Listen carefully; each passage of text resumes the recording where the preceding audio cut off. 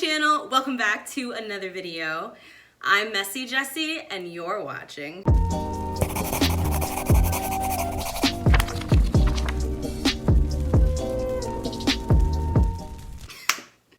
I cannot believe I am wearing this shirt. Yeah, it's 2003 calling. We want our shirt back. This video is the first video in a new series that I am hosting on this channel, where I talk about all of the books that BookTube is sleeping on. As you can see, I have my stuffed animal here. I'm in my pajamas. I have my nice cozy pillows up here. This shirt I have literally had since I was 12 years old. And you can tell that for sure because look at the like, if you want verification that I used to wear this shirt unironically as a teen. So in this video, I'm going to be talking about all of the books that BookTube just isn't celebrating, and this is mainly because I'm a bookstagrammer and I love being on Instagram for books, but a lot of the books that are being hyped on Instagram often don't make their way to BookTube, and so BookTube doesn't know about these great books that Instagram is reading, and vice versa. A lot of times Instagrammers have no idea what awesome books are circulating on BookTube. I thought this video series would be a really exciting way to merge both the bookish communities on YouTube and the bookish communities on Instagram. Another reason why I wanted to start this series and why I'm so excited about it is because I often read books that are hyped neither on BookTube or on Instagram. And I really want a place where I can talk to y'all about the under-celebrated, the unhyped books that I'm reading. Okay, my camera just cut off. I have no idea what I was saying. I don't remember. So let's just jump right into the video. I recently filmed and uploaded a video titled My Top Books of 2020. And these three books, Vanished Birds, Remembrance, and Follow Me to the Ground, all made that list. I highly recommend watching that video because I'm not going to talk about these three books here since I've already done it in that video. However, I do have to say these three books right here are some of the best books that I have read this year. They are phenomenal, and I would count each and every one of them as like the #1 underhyped books that you need to read. So please watch that video when you are done with this one, or watch it right now and come back to it, whatever floats your boat. So I'm gonna start this video by talking about three books that are underhyped that I really want to read. Now these books are all incredibly celebrated over on Bookstagram, but I have seen precious little people mention them on BookTube. The first book that I want to talk about is Luster. This is a debut novel, and I'm so excited about it because it was one of my most anticipated reads of the year. Eddie is incredibly sex forward. She's in her 20s. She's figuring out what she wants to do with her life. She's a big dork and a huge nerd, so she loves to do cosplay. She's awkward. She's trying to learn how to be a painter. She's navigating this dominant, submissive relationship that she has, and she's trying to survive while living in New York City. So it is just a kind of like adult coming of age story, and it's sex positive, and it's by a Black woman author, and I'm so excited. And I was excited for this book before I read the reviews. However, I'm even more hyped now because people on Bookstagram have said that this is one of the best debut books ever, so I'm really excited. Another book that I'm very excited to read, but I haven't seen any hype for on BookTube, is You Brought Me the Ocean. And this is a male romance. It's a graphic novel, and it is written by a Latinx author. Set in New Mexico, the author is a queer male himself. I know there's a huge issue in publishing with literally everybody but queer men writing queer male romance, so I'm really excited to have an Own Voices story. And lastly, I'm dying to read Rainbow Milk. First of all, the cover is just absolutely beautiful. Second, I've heard nothing but amazing, phenomenal things about this book. This is described as an intersectional coming of age story, and I'm not sure if we're following one or two people, but I do know that one of the people that we are following is a Black and a queer man who is trying to survive living in a Jehovah's Witness environment. I believe this is set in the 1950s. I believe it also includes sex work, like one of our main characters is a sex worker. I'm trying to know very little about this book because I really want to be surprised and let the book take me wherever it needs me to go. Now for the books that BookTube is sleeping on. The first book that I have here is Minor Feelings by Cathy Park Hong. This has taken Bookstagram by storm Instagram, but I haven't really seen hype for it on BookTube. It is called The Asian American Reckoning. It's a collection of essays from an Asian American author who writes very unapologetically about what it means to live as Asian American in America. Her socio-political insights, her cultural criticisms. It's a scathing book and it was absolutely phenomenal. It's also a very short read, so if you are looking for some short nonfiction, definitely read this one, especially because we don't have a lot of dialogue about Asian identity in the media, about what Asian folks are struggling with. I also want to say that it's really a critical time to support Asian authors, because unfortunately the responsibility for the coronavirus is being laid on the hands of literally every Asian person, and as a result, Asian businesses have suffered. One of my best friends who is Asian American was literally run off of a train because some white guy came up to her and started screaming in her face and saying she was responsible for the coronavirus. Now is a really good time to support Asian works and Asian authors, and most importantly, Asian businesses. Another book that I would like to talk about is The Future of Another Timeline. This was one of our picks for the non-binary book club that I run, and this is by a non-binary author, and it is all about time-traveling lesbians. And what I love about this book is a lot of it takes place in the 90s, the early 2000s, and so you get to re-experience all of that culture. It's really big into punk and riot culture and concert culture and what that means and what it looks like and what it means to be a part of concert culture, which I really miss. And it also has incredible conversations about feminism and capitalism and the patriarchy. It's a great issue book, but it's also a phenomenal story in and of itself. The characters are robust and deeply morally flawed, which I love because it made them feel like real people. I also thought the writing and the story structure was phenomenal. This is a book that I definitely want to reread, and I think another really important theme about it is the importance of women in history. The accomplishments of women and the importance of women has been diminished because who writes the textbooks? Men. I love that this book kind of puts women at the forefront of history, women and gender non-conforming people, and it was awesome. I highly recommend. Then we have Officer Clemens, which hasn't been getting really any publicity on BookTube and Bookstagram. Now, this book is told from the perspective of Officer Clemens, who was the first Black person to have a reoccurring role on a children's program. And of course, the children's program that Officer Clemens is from is Mr. Rogers. If you are a 90s baby or prior, maybe even like early Gen Xers, you already know Mr. Rogers. You grew up with it. You know the theme song.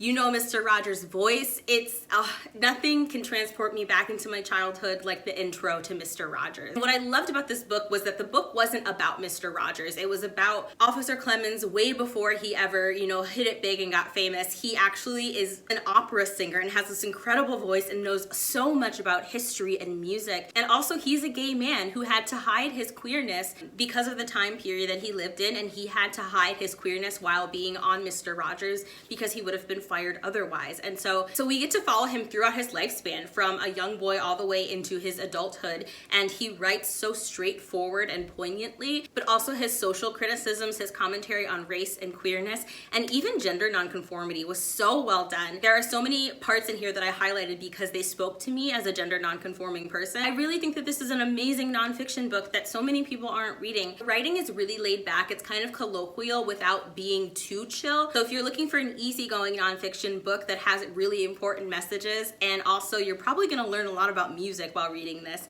Definitely pick up Officer Clemens. then we have a book that I raved about literally throughout half of last year, and that book is After the Flood.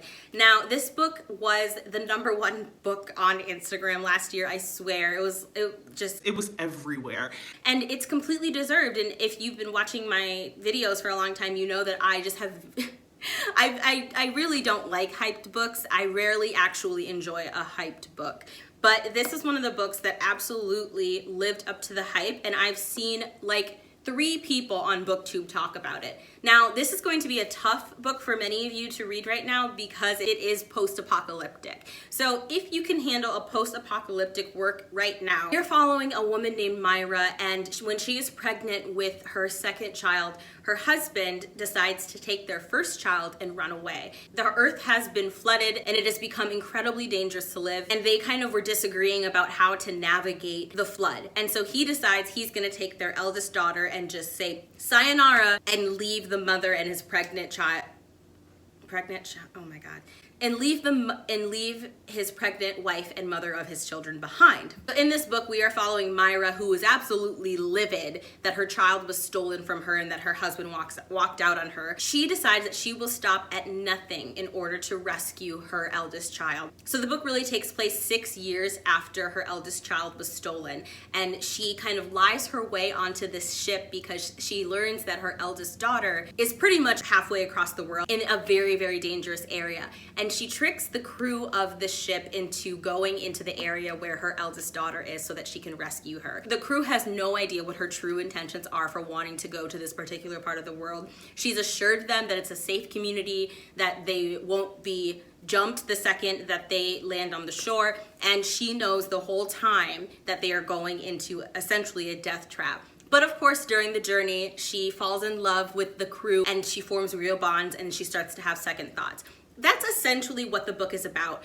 But when I tell you that this book is truly about what it means to be a human being, that's exactly it. I've never read a book that dealt with loneliness and loss the way that this did. You feel every single piece of pain when you're reading this book. The writing is so completely effective. I also really love that it talked so much about found family and the importance of creating a space for yourself. It also talks a lot about scarcity and hunger and alcoholism, and I love the journey trope where throughout the course of a book a person is literally on a journey. I really love that trope. I will say that there are so many trigger warnings for this book. You know, there's death, there's sexual assault, just human cruelty overall, and I will also say there's pirates in here, so that's pretty cool. The second to last book that I have is How to Love a Jamaican by Alexia Arthurs. June is Caribbean Heritage Month, and this is an amazing book if you are looking to get more Caribbean heritage representation, but also it's just a phenomenal collection of short stories. This is an anthology, and I absolutely loved this book from page 1 to the end. Of course, not every single story stuck with me, but they were all so well done, well written, and they fit into the overall picture that the author was trying to create. And so I thought this book was really effective. This is a collection of short stories about Jamaican heritage and identity. So in this collection, you have people that live in Jamaica. You have people that are Jamaican who live in the United States. You have queer Jamaicans. You have mixed race Jamaicans. I think there's a mermaid story in here. So there's even some fantasy and spiritual realism. I love that so many of the stories took place in New York City, and I recognized a lot of my childhood growing up in New York. So I really, really loved that element. And another thing that is so important in this book, a huge theme of each and all of the stories essentially, is food, Jamaican food. But I loved how so many of the stories were connected by food, and I have so many thoughts on that as to why that's important and special and just the best thing ever. This book is only 230 pages long. It's a quick read, but honestly for me, I took my time with this.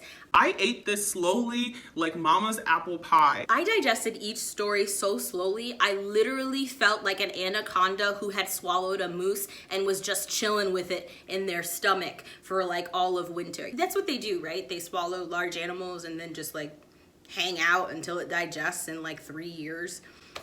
As you can see, I'm not a zoologist. And the final book that BookTube is sleeping on is none other than Real Life by Brandon Taylor. This is a book that is being hyped hyper hard on Instagram, and for good reason. It's a debut novel, and this is honestly one of the best freaking debut books I've ever read in my life. And it's all about... What's his name? Oh yeah, Wallace. His name is so weird to me that I keep forgetting it because my mind is like, ugh, we don't like this name. Let's just pretend it's not real. Wallace is a grad student who is Black and gay, and he is trying to survive at an academic institution. And the book is essentially about what it means to be a Black gay nerd in a predominantly white academic space. This book is strong in so many areas, but where I think it is truly the strongest is its characters and in the character interactions. The character interactions kind of make you feel as if you're watching a TV show. These characters are so flawed and they have so much work to do, but they're also so amazing and well built. They feel like real human beings. It was literally like each of them were coming to life off of the page, and there were so many times where I just gritted my teeth in anger at the microaggressions and the frustrating conversations that Wallace had to have. And I love that this book does such a great job of talking about the invisible transgressions of racism. We often don't talk about sometimes the way people just merely look at Black people when they are in nerdy academic spaces. There's so much about racism that is addressed in this book, everything from body language to outright racist comments. And that being said, this is some of the best writing that I have read all year. I can't believe that this is Brandon Taylor's first novel. I'm completely wowed. But essentially, this book circulates around Wallace and his group of friends who are predominantly white. It's about their interactions. Also made me feel really understood because I was a researcher when I was in college, and Wallace is also a researcher. It does a great job of tackling what it's like to have a cohort, what it's like to be in a lab, what it's like to be working on very, very sensitive experiments. So if that's something that you're familiar with or have been wanting representation on in books, you have to pick this up. It's phenomenal. I firmly maintain that this book is an adult coming of age story. There's so much that you'll recognize in this book, even if you're not a Black person. You know, you'll recognize the stress of college. You'll recognize the stress of dating. You'll recognize having to deal with really annoying frickin' friends that you don't actually like, but you have to like because they are a part of your clique. Just things like that. This novel is universal. It's about adulthood. It's about transitioning into adulthood. It's about how to navigate relationships and how to navigate heartbreak. It's about hating people. Because Wallace is an introvert and a shy man. He already just doesn't love people, which I related to a lot. And another thing that I really, really enjoyed about this book was the body positivity. Wallace is a plus-sized man, and I just love that we had representation for a Black, queer, plus-sized man, a plus-sized protagonist in general, because many of the books that I read just erase bodies that are fat, and that really bugs me. I loved that I got to have representation for a full-figured individual. All right, so that is gonna do it for this video. Comment down below and let me know which of these books you haven't heard of or have been sleeping on. Tell me that you are going to read it because it will make me really happy. If you made it this far in the video, comment down below with the word nap, because this video is all about sleeping. Thank you for watching another Bow Ties and Books production. If you liked this video, please give it a big thumbs up. Subscribe to my channel. I would absolutely love it if you became a part of my bookish family. All of my social media links are in the description box below. Stay safe, wear your mask, and I can't wait to see you in my next video.